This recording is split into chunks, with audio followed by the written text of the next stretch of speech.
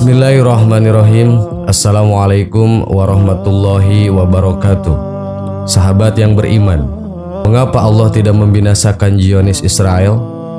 Pertanyaan ini sering terlontar menyusul invasi militer Israel ke wilayah Palestina yang sudah melampaui batas. Istilah Zionis Israel memang selalu lekat dengan stigma negatif karena kerap menghalalkan segala cara. Mereka membunuh perempuan dan anak-anak hingga menghancurkan fasilitas publik dan tempat ibadah di Palestina.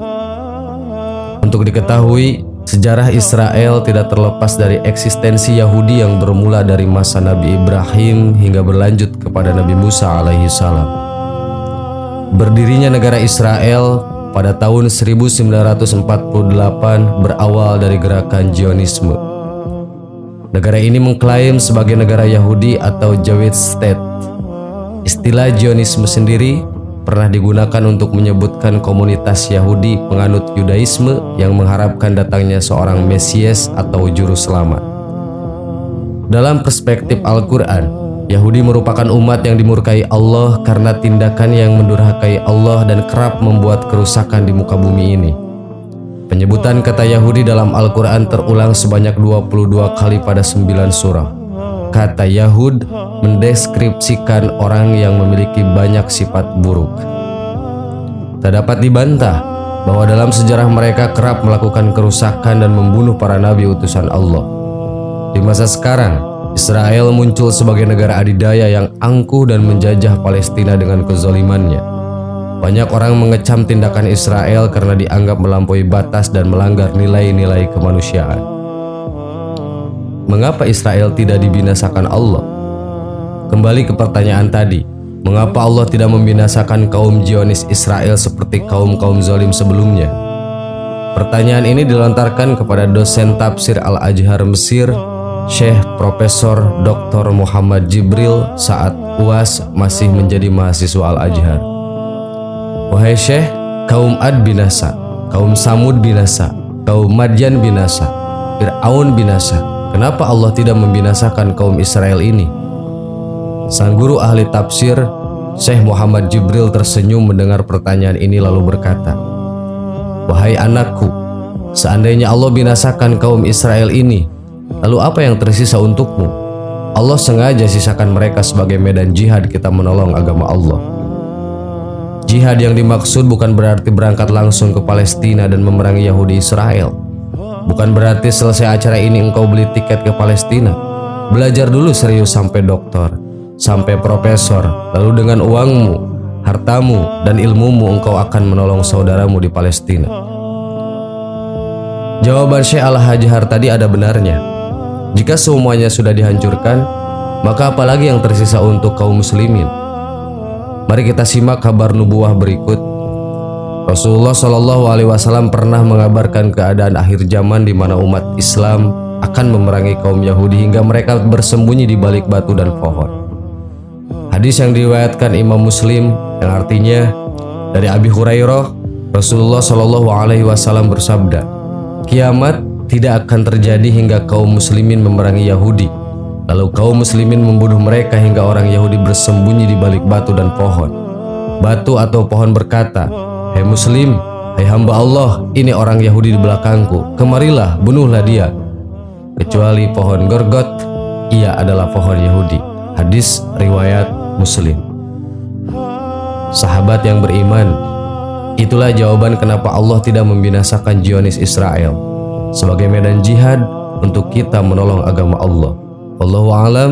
Wassalamualaikum warahmatullahi wabarakatuh.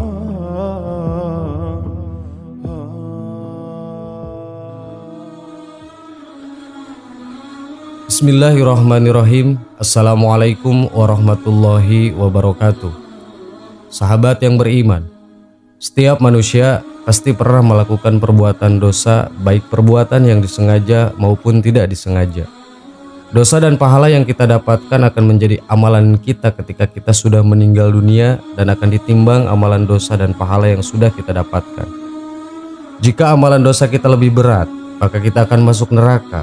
Sedangkan jika amalan pahala kita lebih berat, maka kita akan masuk surga. bahwa Allah Maha menyayangi kepada setiap hambanya, maka dari itu Allah memberikan kesempatan untuk selalu bertaubat agar Allah menghapus dosa-dosa kita dan Allah memaafkan kesalahan-kesalahan hambanya. Berikut ini ada 5 tanda jika Allah sedang menghapus dosa-dosa kita. 1. Kelelahan. Rasulullah Shallallahu Alaihi Wasallam pernah bersabda, cobaan akan senantiasa menimpa seseorang mukmin dan mukminah baik pada dirinya, pada anaknya, atau pada hartanya, sehingga ia bertemu dengan Allah tanpa dosa sedikit pun. Hadis riwayat Ahmad. Tanda pertama jika Allah menghapus dosa-dosa kita adalah kelelahan. Jika kita merasa lelah setiap beraktivitas, terutama kelelahan setelah bekerja untuk mencari nafkah, yakinlah bahwa Allah Subhanahu wa Ta'ala sedang menghapus dosa-dosa kita. Karena setiap tetes keringat yang dihasilkan dari kerja keras untuk mencari nafkah akan bernilai ibadah di mata Allah Subhanahu wa Ta'ala. 2. Sakit. Sesungguhnya Allah benar-benar menguji hambanya dengan penyakit, sehingga Dia menghapus setiap dosa-dosa darinya. Hadis riwayat Al-Hakim. Tanda kedua jika Allah menghapus dosa-dosa kita dengan sakit, semua orang pernah merasakan namanya sakit. Bahkan bagi sebagian orang pernah merasakan sakit yang luar biasa dan berlangsung lama. Namun jika kita saat merasakan sakit tersebut mampu bersabar dan tidak mengeluh atas ujian tersebut, maka Allah sedang menghapus dosa-dosa kita. Apakah orang yang sudah mati kemudian kami hidupkan dan kami berikan kepadanya cahaya yang terang, yang dengan cahaya itu dia dapat berjalan di tengah-tengah masyarakat manusia, serupa dengan orang yang keadaannya berada dalam gelap gulita yang sekali-kali tidak dapat keluar daripadanya. Quran Surat Al-An'am ayat 122. 3. Kekhawatiran. Jika Allah Subhanahu wa Ta'ala menghapus dosa-dosa kita adalah kekhawatiran, karena dengan kita menyerahkan segala urusan yang kita hadapi kepada Allah, hati kita akan menjadi jauh lebih tenang. Sebab Allah yang Allah berikan kepada hambanya adalah yang paling terbaik. 4. Gangguan dan musibah. Gangguan tanda Allah menghapus dosa-dosa kita. Jika saat kita sedang melakukan kegiatan sesuatu, terutama kegiatan yang memiliki manfaat baik untuk diri kita dan orang lain, namun saat melakukan kegiatan tersebut banyak gangguan yang datang dan menghalanginya, maka bersabarlah dan ikhlas. Niscaya Allah menghapus dosa-dosamu pada saat itu juga. 5. Di saat sedih. Rasulullah Shallallahu Alaihi Wasallam bersabda, tidaklah sesuatu yang menimpa seorang muslim, baik itu penyakit biasa maupun penyakit menahun, kegundahan, kesedihan, atau hanya duri yang menusuknya, kecuali Allah akan menghapus semua kesalahannya dengan semua penderitaan yang telah dialami. Hadis riwayat Bukhari.